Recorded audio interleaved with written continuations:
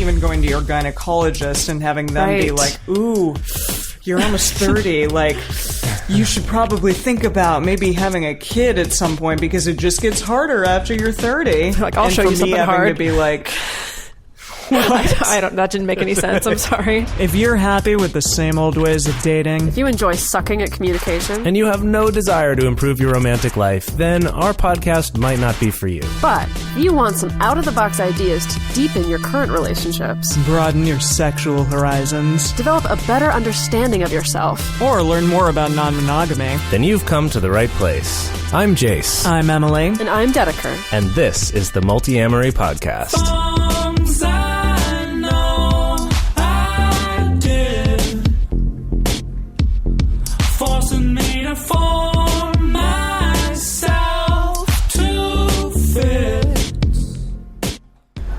On this episode of the Multiamory podcast, we're talking about emotional labor. This is a topic that gets mentioned now and then in polyamory groups as well as feminist groups, and it's something that a lot of people don't totally understand, and it's also something that we wanted to talk about ways to proactively try to build better relationships so that you don't have an imbalance of emotional labor. Mm-hmm. So, Dedeker, I think you wanted to give us a little history lesson on the concept of emotional labor first. Oh, do I? Yes. Yes, you know how I love history lessons. So the concept of emotional labor, like the actual vocabulary phrase emotional labor, has been in the public lexicon for about 30 years. So it was first introduced by Arlie Hochschild, I think I'm pronouncing that correctly, who was an academic who coined the concept in a book that she released in 1983 called The Managed Heart. And now, when she first wrote about it, it was in reference specifically in the workplace. The idea being that when you go to work, you're expected to do the emotional labor, essentially, of keeping your emotions under wraps so that you can come to work, you can be professional. This particularly comes to play still to this day in many different industries, but especially in the service industry. The idea being that if you're gonna, service with a smile, which means I don't give a shit if you just had a breakup or a terrible day, get that shit under wraps and put a smile on your face, that requires emotional labor. However, within more recent years, the concept of emotional labor has been brought into the discussion around gender dynamics and around relationships as well. I mean, pretty much every single article I see about it is just about the emotional labor imbalance between men and women. Okay, well, it's funny that you mention specifically the gender dynamics, considering that the way that this entire discussion started was from a specific article called 50 Ways People Expect Constant Emotional Labor from Women and Femmes. So definitely it's like playing up the fact that feminism or feminine people are the ones who have to do the most emotional labor. So the definition that this article gives is emotional labor is the exertion of energy for the purpose of addressing people's feelings, making people comfortable, or living up to social expectations. It's called emotional labor because it ends up using and often draining our emotional resources. So I think it is important also to say that, like, the social expectations part of this is also prevalent, because I think we'll continue to get more into that. But just, for example, the fact that, like, as a woman, I should want to become a mother someday, and that's like a thing that's expected of me societally, just simply because of my gender. So then the emotional labor... So the emotional labor is you having to decide whether or not to voice that to people, or playing along with conversations. Well, that brings up a totally specific example that was just relevant to me, was having a phone conversation with my very old grandmother, who constantly asks me, like, don't you want to settle down? Don't you want to have kids? And anybody else in my life would be like, nah. But with her, I'm performing the emotional labor of keeping her comfortable. And so I have to be like, I don't know, maybe someday, maybe someday I'll settle down and have a husband and have kids. Even though in reality, I'm like, no, that's not something that I want, but I'm performing the emotional labor to not make her uncomfortable. And something that I want to reiterate. Oh, sorry, go ahead, Em. Oh, sorry. No, just like even going to your gynecologist and having them be like, ooh, you're almost 30. Like, you should probably think about maybe having a kid at some point because it just gets harder after you're 30. Like, I'll show you something hard. And for me having to be like, That didn't make any sense. I'm sorry. Well, okay, something Anyways. but we'll get into more specific examples a little bit later on, but something that I do want to reiterate for our listeners is that emotional labor in itself is not a bad thing. It's necessary for human relationships. We have to perform emotional labor for each other, and that's not just in our romantic partnerships. It's in our sexual relationships. It's in our friendships. It's in our family relationships. Parent and child relationships. Exactly. Yeah. Emotional labor is just a thing that we do in relationships, and so it by itself is not the bad thing. What Emily pointed out is the fact that it is something that can drain you. It is something that can wear you down over time. It is something where if you're not able to replenish yourself in some way, or if you're not also receiving a reciprocal amount of emotional labor and it's imbalanced, that then it can get really unhealthy and really wear on somebody. Especially over time. And that's the other important thing here is that, for example, if you have a friend who, say, we'll go real extreme, just had a family member die and they're upset about it, you're going to be putting in emotional labor for them as their friend to be there and support them and not choose this time to come to them with your gripes about work or something else that's not as important as the thing they're going through. So in that moment, there is an imbalance of emotional labor.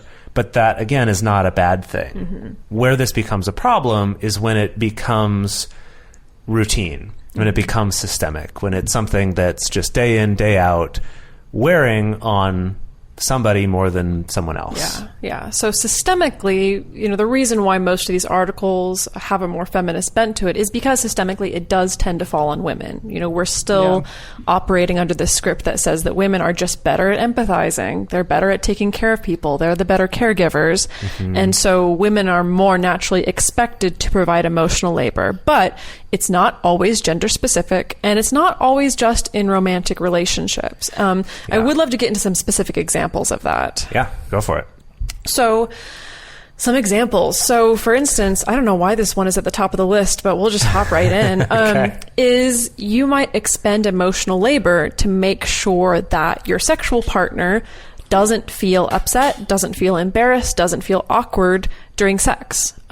This is one that does fall under the example of, I think that women tend to do this more often than men do. There is this thing of women feeling like they need to protect the ego of their male sexual partner, and that's why a lot of women feel more pressured to be more vocal than they normally would, or to fake an orgasm, or to just pretend that they're more into it than they actually are in order to protect the feelings of their male partner. But this goes both ways.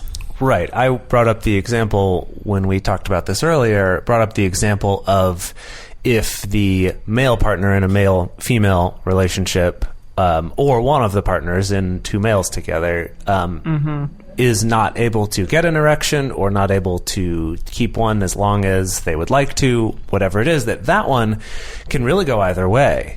That sometimes the other partner can take that very personally and be upset, and then that emotional labor falls on the person who didn't have the erection to say, no, it's not you, that just happens. And even though they might feel embarrassed, are then taking on the extra emotional labor of also making sure their partner feels okay.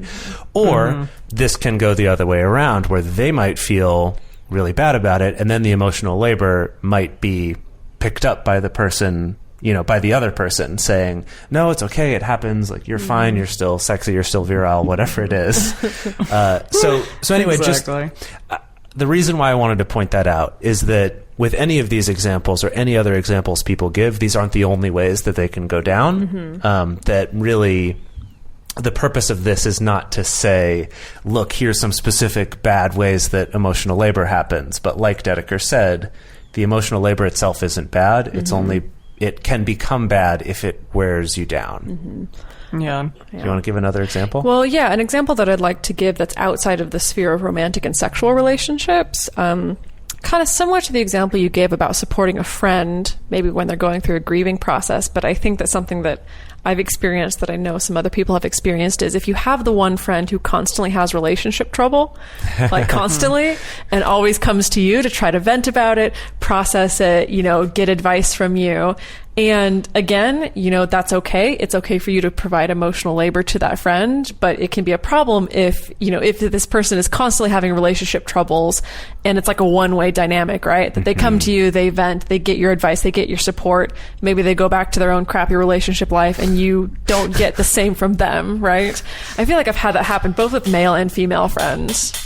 Sure. Yeah. Yeah, I mean, this goes back, unfortunately, to sexual relationships, which tend to happen, again, with females more, is like the birth control question. Such as if you don't want to have kids anytime soon, then it kind of falls upon the female-bodied person to deal with the birth control aspect of that situation, like doing the research, potentially putting like an object in your body, or taking a pill every day and remembering to do that may screw with your hormones or whatever. And that all becomes like a very one-sided female-based thing, unfortunately. That's why I can't wait for male birth control. It's happening eventually. Maybe. It is. This is... we'll try to avoid going off on a huge tangent about birth control right now, but this is one that's always really frustrated me too, because it's frustrated me on both sides of it, where on the one hand I get really frustrated with men in the world based on a lot of the stories that I hear from women in my life I don't know why I said that's so weird. In my life. From women in my life who talk about, not only in the example, kind of like Emily was talking about, where you're in a committed relationship where instead of, the male doesn't want to use condoms or something, and so then the burden of figuring out some other kind of birth control falls onto the female partner to actually do the birth control, to do the controlling of birth. But then also, even in more casual encounters, that the burden will fall on the female partner to insist on using a condom, which just drives me fucking mad that men do that, and that's common enough that I've heard this repeatedly from so many women in my life. That really frustrates me. But then, on the other hand, I've also, since I was, younger, being really frustrated that as a man, in terms of taking on some of the responsibility of birth control, there's really no other option besides abstinence and condoms. And vasectomies. Yeah. And, and a vasectomy.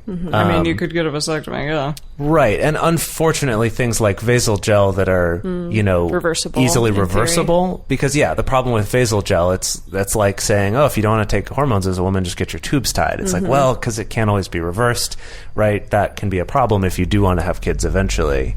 But anyway, I've been frustrated with that lack of choice. And that on the other side, for men, you kind of have to trust that your partner's going to do those things or take care of those things, because there's nothing you can do besides just using condoms. It's challenging for me sometimes as a woman to know, like, my hormones sometimes are a reason behind why I may feel a certain way at a certain time.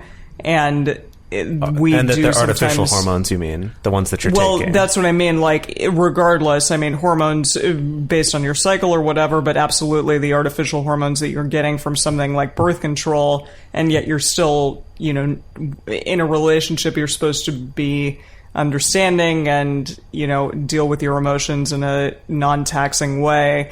And yet sometimes, like, excessive hormones may make you feel super fucking cranky or super PMSy or whatever, and yet you have to take on that emotional labor in addition to having to do all the research and having to take the pill and having to do all those things. So it's just it's a big pile of sad bullshit. Well, it's like Dedeker said in the first example of managing your emotions at work. It's that if you have hormones and other things you're going through that are affecting how you're feeling, having to then manage those so that you're not being a burden on your partners or your friends or coworkers or whatever. Yeah. Do we want to quickly hit a couple examples before we move on? Well, I just want to hit two, actually, and piggybacking off of that, the idea of emotional labor also applying to yourself, of having to keep your emotions under wraps in particular instances. am mentioning the, going on hormonal birth control and then also having the added labor of keeping yourself emotionally stable is one. But this is an arena where men often provide a lot of emotional labor. And I know that, we're socialized and conditioned so that women are the ones expected to provide more. But on the male side, there is the emotional labor provided of always having to be the strong one, which also falls under the way that we're socialized, is, always having to keep the emotions at bay, unless they're anger. Right. That one's okay. But men being expected to expend that labor of keeping sadness at bay or keeping depression or keeping anxiety at bay in order to be strong because that's what's expected of them. Right. That emotional labor, again, rock. of being the rock, of keeping your emotions under control so that your partner can be emotional and express those things without you reacting to it. That can be very draining over time, especially if you don't have another outlet and another form of expression for yourself to deal with those things, which is something we talk about a lot on this show. The idea of having other support networks in place. So it's not always this back and forth just with one other person. Yeah. Can I talk about this one real quick? Like an ex coming back into the picture and needing like emotional support after maybe they've broken up with you or after you two have broken up. Yeah, I feel like I really see this come up a lot, not just in non-monogamous relationships, but in monogamous relationships as well.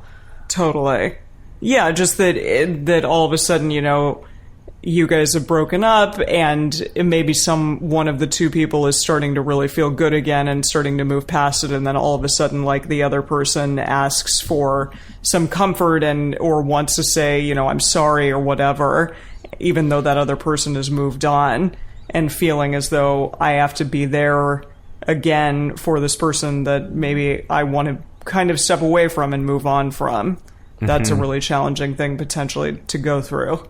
Yeah. Well, I think what I see a lot in relationships is if you are used to having your partner be your main source of emotional support and your main source of emotional labor, that then if that relationship ends and if you don't have other support networks, I think this is why people compare breaking up to knocking over a soda machine and why it constantly goes back and forth. I have never heard that. Have you not heard before? that one? Oh, no, gosh, what? I love it. I love it. Have you heard that, Jase? I heard this from her. I don't know where she gets this stuff. The idea that it's like, well, you got to push it one way and then push it back and then keep pushing it the other way, and then you have to get that momentum going until finally the momentum makes the soda machine fall over. But the idea that why we see a lot of breakups and they're like the yo-yo relationship for a little while, where it's like it's bad and then it's good and then it's real bad and then it's real good and then it finally gets bad enough that finally we break up. But I think part of this is that if you're used to having this one other person as your only source of emotional labor and then this really upsetting event like a breakup happens, your knee-jerk reaction is to go to that same person sometimes and be like, I really need to process this. I really need to figure out how to deal with this. I need some kind of comfort. And I feel like one of the most important lessons to learn is that the person that you have the problem with is not the person that you need to be getting therapy from about that problem. And I mean, that can apply also if you're not having a breakup. But, I think I see that a lot of an ex coming to you expecting your emotional labor in order to help them deal with the emotions of the breakup. And sometimes people feel that they should do it. They feel bad if they want to distance themselves or if they want to have boundaries. And so people have sometimes a hard time maintaining boundaries around an ex because they feel like, oh, I'm obligated to give this emotional labor to this person, because not do that would be like heartless or cold or something like that. So something that I did want to mention here, and I think we'll get into this a little bit more as we move on to talking about how imbalances in emotional labor show up in polyamory. And that's that the examples that we've given so far are almost all based around heterosexual male-female relationships. And part of that reason is because the concept tends to be talked about in those terms. It tends to be talked about kind of in this more mainstream heterosexual couple sort of way. And if you do look this up, which I recommend, look it up, see what's out there, you'll see the examples tend to be that. But these things can still apply in any kind of relationship. Just like we said these are not limited to women in these relationships. It's also not limited to any one partner in any kind of relationship or in multiple relationships, which we want to get to now before we move on to some ways to actively, proactively, and constructively make this better in your life. Yeah. So Eve Rickert put out a really interesting article a while ago where she clarified of what she calls the daisy chain of emotional labor in poly relationships. And so, for example, maybe I'm having, and this is actually, let's just use a real life example. Why not? Yeah, shall we? Why not? Refer to Dedeker's book for more information. When I was with the infamous Brad. And so it starts out like Brad is angry about something and he expects emotional labor from me to fix the problem or to make him feel better or to support him in some way. So I expend all my emotional labor trying to help out Brad. And then I'm also in a relationship with Jase. And so I'm totally depleted, and maybe that also makes me upset and cranky and in a bad place. So I bring that into my relationship with Jase, where I need Jase's love and support and to care for me and maybe listen to me vent as I vent about the problems in my other relationship. So now I'm getting the emotional labor from Jase.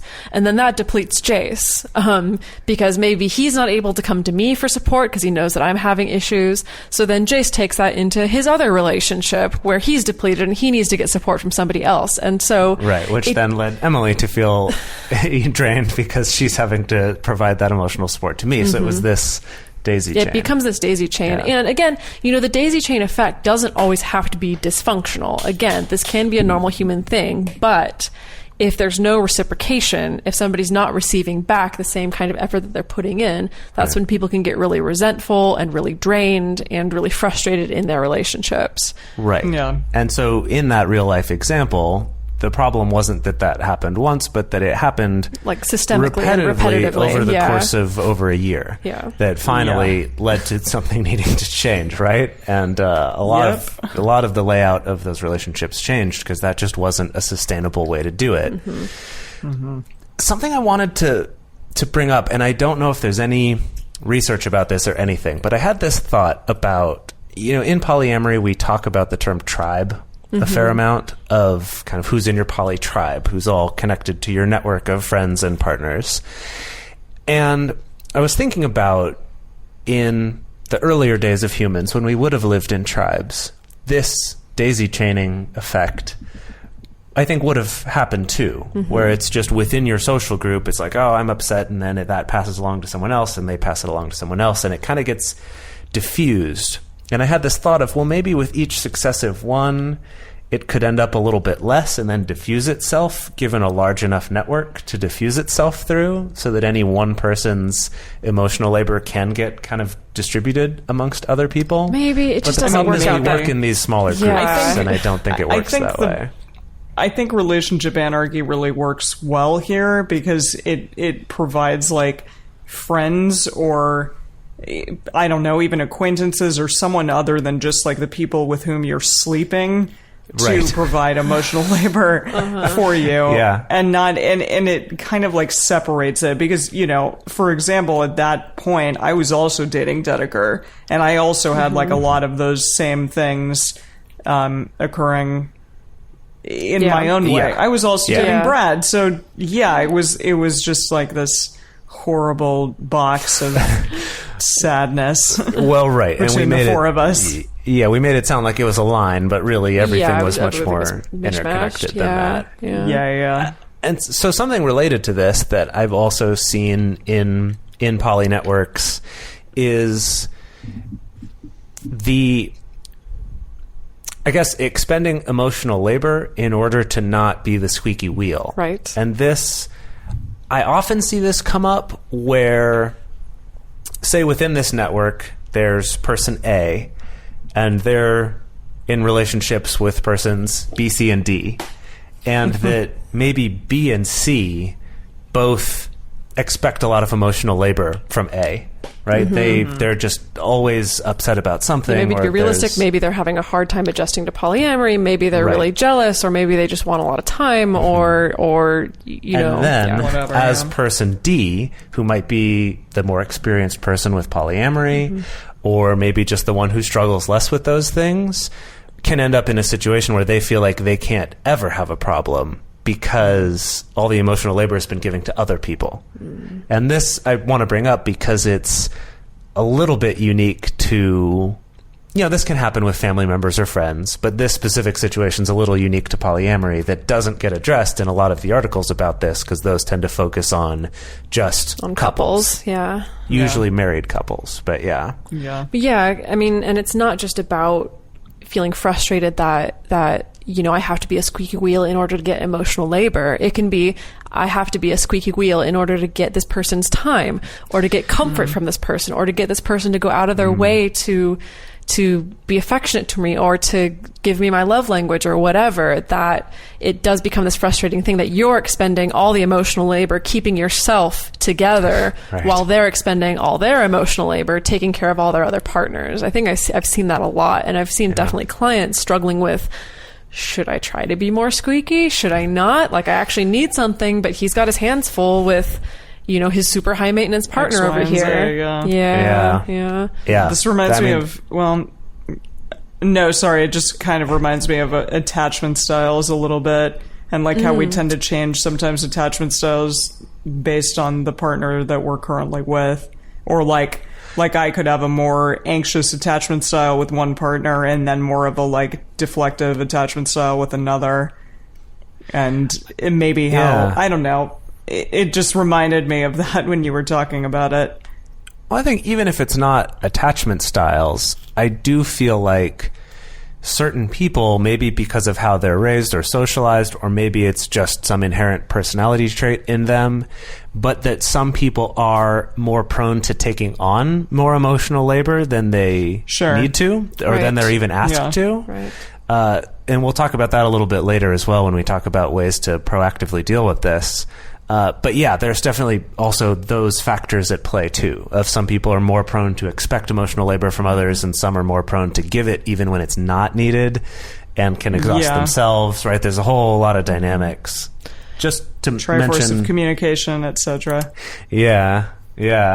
Just to mention a couple more things here. One is when couples are looking for a third, or unicorn hunting, if you want to use that term, that the couple, assuming that they've figured out a balance of emotional labor for each other, often won't offer that same emotional labor to this other person, or will expect that person to do all the emotional labor for them. Which is then related to this last one. This leads to something that I've seen a lot, which is expecting a high amount of emotional labor from a metamor in order to make you feel better about the relationship. Now, I know that's so interesting. Yeah, what I've seen happen a number of times now is, again, like, let's focus on a couple. Maybe they're just opening up their relationship. This is all new to them. And, one half of the couple starts dating somebody new. And then the other half of the couple is having a hard time with it. And so they'll reach out to their new metamor, to the new partner, to be like, hey, I'm having a really hard time with this. Maybe if you and I connect, it'll be better. And it's so hard because on the one side of it, it's like, actually, connecting with your metamor may help. It may help to humanize them. It may help to just make things seem more normal. It may help you guys to connect so that you just feel better about it. But then really close on the other side of that line is expecting your new metamor, expecting that new partner to do a bunch of emotional labor to help make you comfortable. As in, I need to come to you and I need to vent to you and I need to tell you why I'm having so much trouble with this, and I hope that you can give me something to make me feel comfortable, which is not your metamor's job. Relationship or what? There's all sorts of different ways it can look. Yeah. I just don't understand the thought process behind doing that. But I mean, I get it. I get why someone would go there. But I'm like, what are they really asking for in return? Like, what is actually going to help them out? Well, and here's why it's tricky, is because this might work out nicely. It might work out okay if that person is also doing their own emotional work. Then, maybe getting the support from your metamor would actually be really helpful. But where it becomes a problem is when it becomes this one-sided thing Totally. of them just wanting the other person to fix their problems for them, Yes. instead of getting their assistance for a little while in them doing their own work. Because another way I've seen this play out is one partner asking one of their partners to help their other partner. Yeah. Right? Is so instead of the metamor reaching out for help, it's the link It's the partner, V, the partner person who who's the connects hinge in the them, V. Yeah. saying, "Hey, partner B is having a problem. Can you, partner A, contact them or help them out and do that?" Kind of vicariously requesting some emotional labor for their other partner. Which, yeah, and it is tricky because sometimes that can be a good thing. You know, making the connection is not necessarily the bad part, but it is that when it is one-sided. And I've seen this happen also if there's ever a more experienced poly person dating people who are less experienced. You know, I've seen couples who are new and maybe one partner's dating somebody who's more experienced and them entirely relying on the more experienced person to not only provide all the emotional labor but to answer all of their questions, Right. to give them all the recommended reading, to even to do the reading sometimes, you know, to be like, okay, yeah, you read more than 2, you read Dedeker's book, you listen to the Multiamory podcast, and then just tell us about it, which is ridiculous, So basically right? all the relevant things. Yeah. Yeah. Yeah, exactly. So this definitely comes up in non-monogamous, in multi-partner relationships, not just in monogamous relationships. Yeah. And we do want to start covering, you know, what are ways to actually deal with this so that you can avoid having these unhealthy or these imbalanced dynamics. But first, let's take a quick break to talk about the ways that you can provide some emotional labor to us. For us, And support because my our God, show. we need it. God, we need it. I don't know if this counts as emotional labor or just normal labor. Or just fiscal labor. Fiscal labor. Well, being in a communist country, now I'm thinking about like Marxism and sort of, equating money with a representation of labor. And anyway. Practical advice here. I think that awareness of emotional labor even being a thing at all is the most important first step. You know, educating yourself about emotional labor just as a thing can really go a long way. And knowing that you are receiving something from your partner and also knowing when you're giving something to your partner really goes a long way. You know, there's a big difference between maybe you come home from work, you're really upset, really stressed out, and you asking your partner, hey, can you just hold me and tell me that it's going to be okay? Or, hey, can you just sit on the couch with a glass of wine with me and just let me process this? And being aware that you are asking your partner for emotional labor, and your partner may be happy to do it. Hopefully they will be happy to do Right. it. Or they may do it without you even asking, but being aware that that is labor that you are receiving from your partner, and that it's important to make sure that not only do you reciprocate, but that you're able to facilitate things in such a way that your partner can have that energy replenished as well. Yeah, I mean, just a quick story. 2 of my best friends, a monogamous couple, we'll call them J and T. J is the lady, and she definitely has a lot of anxiety and is kind of working through that and is on medication and stuff to help her with that. But T always kind of gets, I don't know, into a space where he just wants to fix the problem. So she'll talk to him about it, and she'll be wanting, you know, just love or cuddles or, empathy or whatever. And he'll be like, no, well, you need to do this, this, and this, and that'll help out. And that's really frustrating for her. But I agree that the Triforce of communication would be incredibly helpful to both of them. Yeah. Just if somebody like said, hey, this is what I actually need here in this moment. Right. So go back and listen to our episode on the Triforce of communication. It was a pretty good one. Pretty good. But just that is understanding what it is you're looking for at a given time, and also knowing to ask your partner what they're looking for. Because you might put in a ton of emotional labor into figuring out what they need to do and what they should do, and you're exhausting yourself or using up a lot of your resources to help them figure out what they need to do. And that wasn't what they were looking for. They just wanted support. And so now you've ended up doing a lot of emotional labor without the benefit because it wasn't directed appropriately. Right. Yeah. Right. Yeah. So we encourage people to, incorporate things like the Triforce communication. We encourage people to have, very serious, direct conversations about this topic in their relationships, because sometimes you'll sit down and you'll find you'll both sit down and both of you will think that you're the one who gives more emotional labor. It's funny how that happens. And so sometimes it's a matter of like, okay, let's figure out why that is. Let's figure out what is it that I'm not getting that you think that you're providing, or what is it that I think that I'm providing that you actually feel like, oh no, actually I'm not getting that, so that we can learn to speak each other's languages a little bit better and come up with something that works. And having a conversation like this using systems like the Triforce of communication, or, we mentioned earlier that sometimes emotional labor gets extrapolated also to just like the mental labor of managing a home, or the mental labor of managing errands. Or paying the bills, or keeping in touch with your friends. Even something as simple, and it seems silly, but really effective, as simple as like a chore wheel or something, like where you break down all the things that need to be taken care of and then distribute them accordingly. Having a system does not mean that you failed. It doesn't mean that it's a crutch. It means that you're awesome and very smart about relationships and willing to make it as good as possible. Right. And there's this huge misconception that happens in the way that we think about relationships, where we think that if you're maybe in love enough, or you're compatible enough, or you both care enough or put in the effort enough, that somehow you'll become psychic. Like that somehow you'll become the Borg, and you'll all share one mind, and you'll always know what the other person wants, and you'll never have to ask each other for anything, and you'll never have to make charts or have monthly check-ins or any of this. You'll never have to be vulnerable You'll never and just ask. say you're sorry. Yeah. Right. Yeah. Right. Just all this bullshit that we're fed about what love is like and what good relationships look like.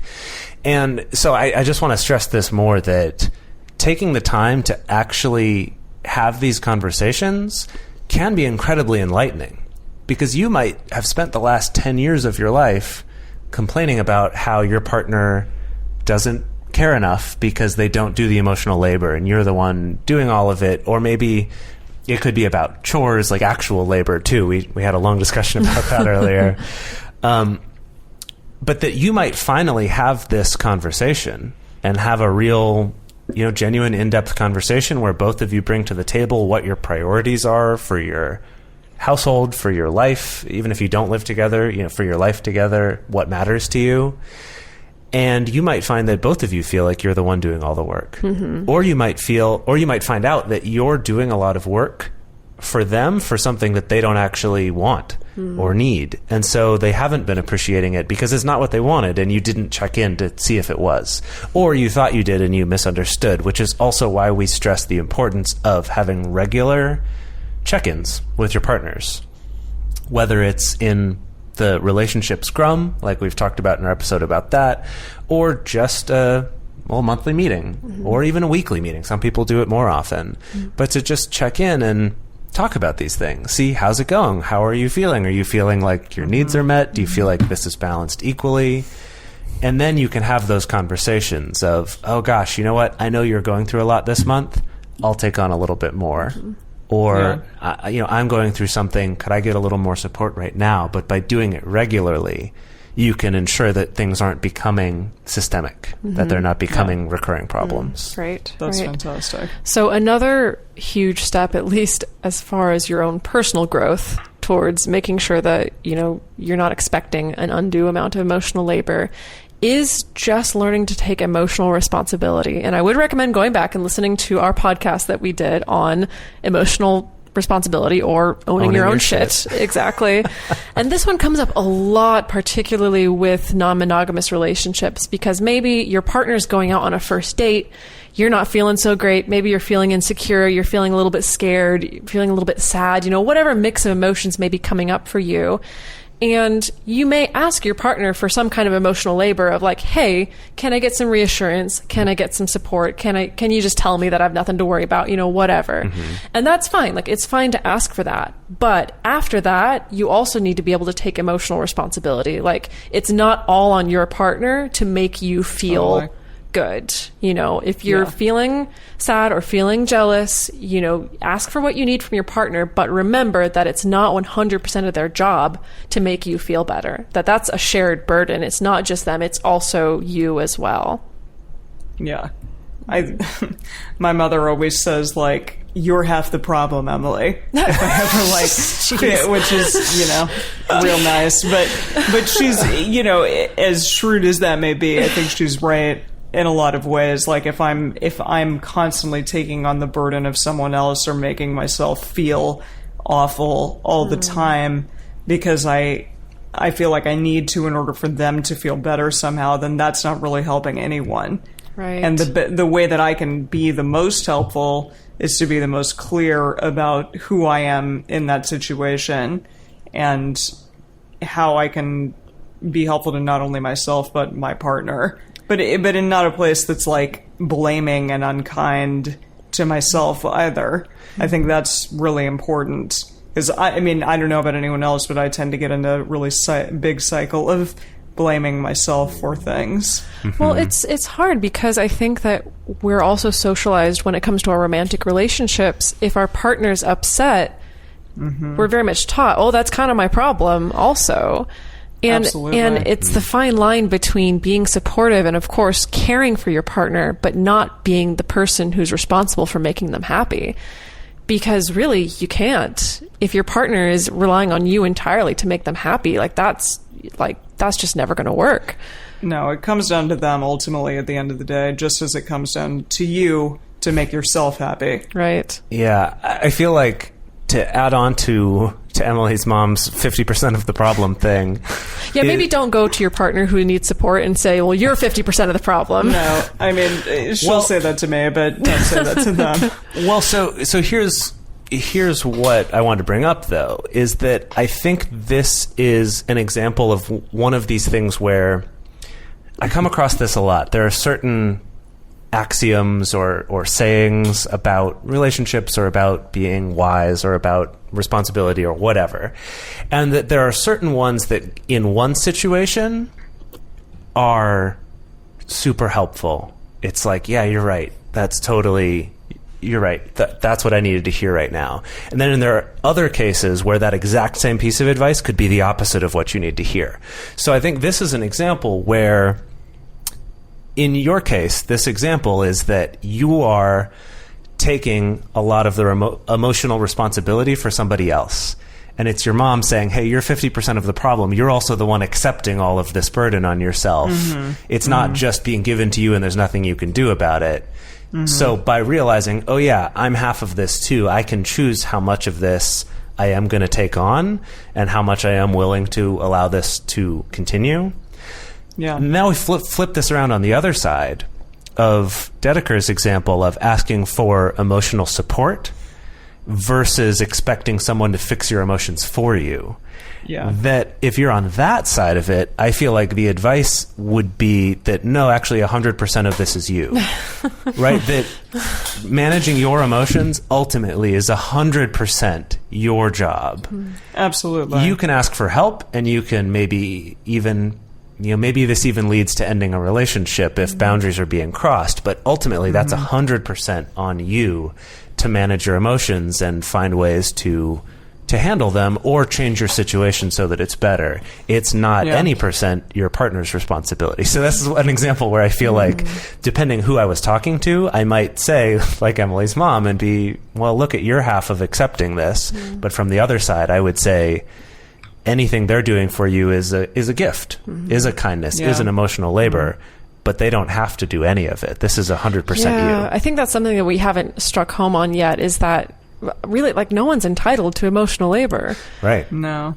Yeah. No, and that's where we really start to run into problems, is when you do feel entitled, when you do feel like this is something that I should receive, this is something that my partner should just know that I need to have, without you putting in any effort on your part to communicate or to ask or to reciprocate or anything like that. Absolutely. The last thing that I want to leave you guys with is we found this great list of questions that I think can really help you to check essentially your to emotional labor privilege. Yes, to check what your privilege is when it comes to emotional labor.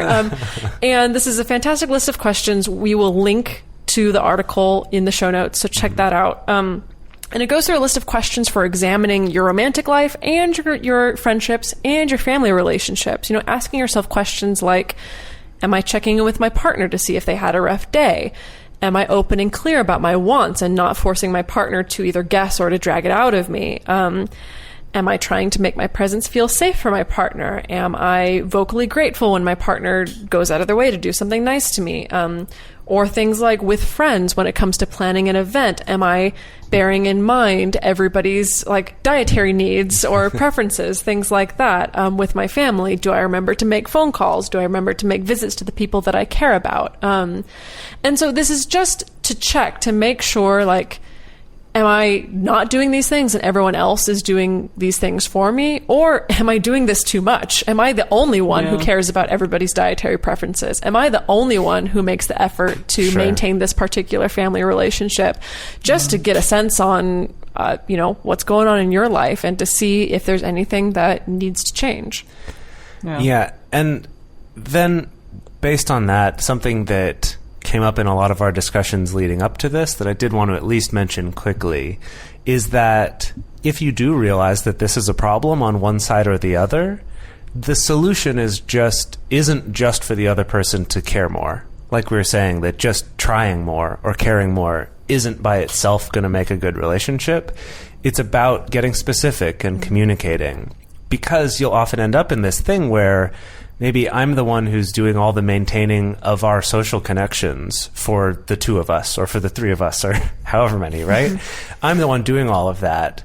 It's tiring. It takes up a lot of my time. I wish I had more time for other things. But if I stopped doing it, then no one would do it. And I don't want that. So it's important enough to me that we keep having that. So I'm going to keep taking on that emotional labor. Yeah. But instead, to actually have that conversation and talk about it directly. Of saying, hey, are these things important to you too? Is there a way that we can split these up better? And often it comes down to making actual schedules and charts and saying, okay, this week you plan something and then next week I'll plan something, or whatever it is, even just with dates with each other. Often you end up in a situation with someone you're dating where it seems like one party is always the one coming to them. Or organizing or approaching. Yeah, I've had relationships where, longer term relationships where for maybe a year that'll all seem like it goes one way, and then the next year it might go the other way, where the other person seems to be the only one reaching out and connecting. But having those regular check-ins will help you to actually address those things head on and say, okay, not just here's a problem, fix it, but let's make a system to fix it. How about we alternate weeks or alternate months or whatever it is? Yeah. And to just work on it and try to find what works for you. Well, you guys, thank you for providing the emotional labor of listening to us prattle on for a long time now. Every week for the last almost 3 years. Yeah, I hope that it's felt reciprocal, because we've been putting in the emotional labor of putting all this together for you. That's true. And arguing with each other and negotiating and trying to figure out what we want to do. But yes. Hopefully this is a healthy relationship. Yeah. So if you want to have a question talked about on the show, have us help out with a little bit of emotional labor for you, which we are happy to give, you can call into our show and leave a voicemail. And the number for that is 678-MULTI-05. And you can also send us an email to info@multiamory.com, or you can send us a voice message through Facebook Messenger. And then we can play that on our show and do some emotional labor, talk about that, help you work through some things. Or you can send us a message on Twitter, Facebook, Instagram, all those places. And to support our show and to join our private Facebook community where you have a whole lot of people to offer you support, you can go to patreon.com/multiamory. Multiamory is created and produced by Jase Lindgren, Emily Matlack, and me, Dedeker Winston.